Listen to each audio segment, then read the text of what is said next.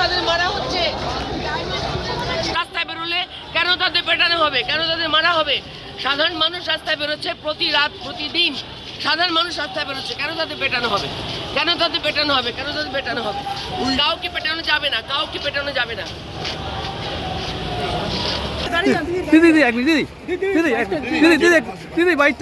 মানুষ আন্দোলন করছে, কেন পুলিশ পেটাচ্ছে?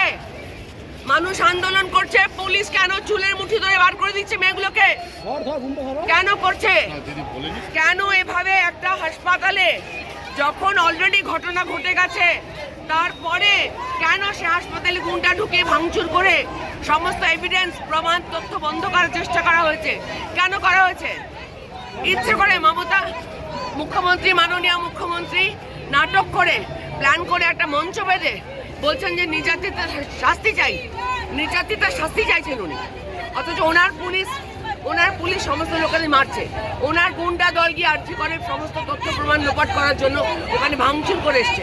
কেন একটা মেয়েকে এইভাবে নৃশংসভাবে রেপ করার পর, মার্ডার করার পর কেন বলা হলো যে ওকে আত্মহত্যা করেছে? ওর বাড়িতে কে ফোন করেছে? ওর বাড়িতে কে ফোন করেছে? সাধারণ মানুষ মাঠে নামছে, কেন পুলিশ মারবে আমাদের? কেন পুলিশ মারবে সাধারণ মানুষ?